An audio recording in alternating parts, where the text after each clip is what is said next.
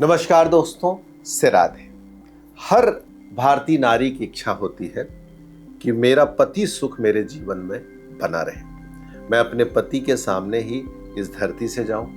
उसकी इच्छा होती है कि हमारी संतान अच्छी रहे, घर में सुख और समृद्धि रहे, शांति रहे, घर में पति को खूब सफलता प्राप्त हो। तो भारतीय परंपरा में बहुत सारे ऐसे त्योहार होते हैं जिनको करने के बाद नारियों की सभी सुख समृद्धि पूरी होती है।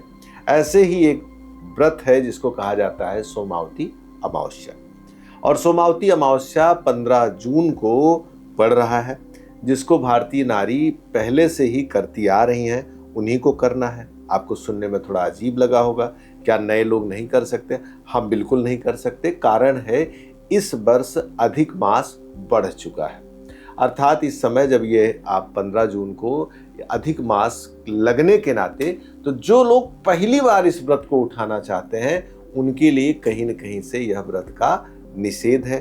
वो लोग कब उठा सकते हैं? होली के बाद जब कोई व्रत आएगा या अमावस्या, सोमावती अमावस्या, तो उसको उठाना होगा। क्या दिक्कत आती है, क्या टेक्निकल टर्म्स हैं, उस पर बात करते हैं। सबसे पहले समझते हैं कि सोमावती अमावस्या क्या है। जब अमावस के दिन सोमवार पड़ता है तो इसको सोमावती अमावस्या कहा जाता है।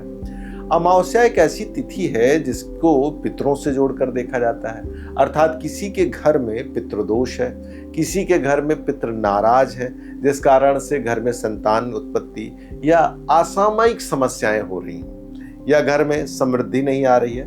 तो इस व्रत को रखने से पितृदोष खत्म होता है, घर में असामयिक समस्याएं नहीं होती हैं। सोमवार का दिन इसमें विशेष माना जाता है। इसका क्या विशेष है? देखिए, सोमवार को भगवान शिव से जोड़कर भी देखा जाता है, और अमावस्या के दिन जब आप दान करते हैं तो यह दान जो है आपके पितरों को प्रसन्न करता है, आनंद देता है। इस कारण से घर में सुख समृद्धि बढ़ती है, बच्चों का विकास होता है, नारी का सौभाग्य उसके अंतिम क्षण तक उसके पास रहता है। इसमें करना क्या होता है? इसमें पीपल के पेड़ की पूजा करनी होती है। सुबह नारियां श्रृंगार आदि करके तैयार होकर पीपल के पेड़ पर के नीचे जाती हैं, और वहाँ प्रॉपरली भगवान की पूजा करते हुए पीपल को दीप धूप आदि दिखाती हैं। उसके बाद 108 बार धागे से परिक्रमा करते हुए मंत्र का नाम, भगवान का नाम लेते हुए करती हैं। इस दिन दान आदि करती हैं। जो दान आदि किया जाता है उसका फल भी कई गुना प्राप्त होता है। इस वीडियो में 2 से 3 चीज़ें जो सबसे महत्वपूर्ण थी। सबसे पहले ये व्रत कब पड़ रहा है? 15 जून को पड़ रहा है। और दूसरी सबसे महत्वपूर्ण चीज़ ये है कि इसको वही लोग करेंगे जो पीछे इस व्रत को करते आ रहे हैं।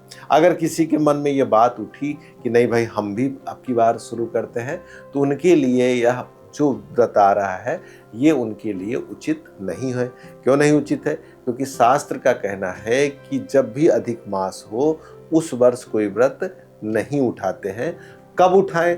अब जब होली के बाद नया पंचांग प्रारंभ होगा, होली के समय से नया पंचांग शुरू होगा, उसके बाद जो व्रत आएगा उसको आप उठा सकते हैं।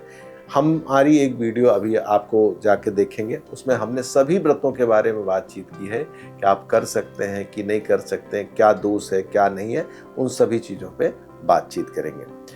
आपको कुंडली दिखानी है, वास्तु के बारे में जानना है, ज्योतिष सीखना है, तो दिए नंबर पर कॉल करके सीधे बातचीत कर सकते हैं। वीडियो को पूरा देखने के लिए हृदय से धन्यवाद। नमस्कार, से राधे।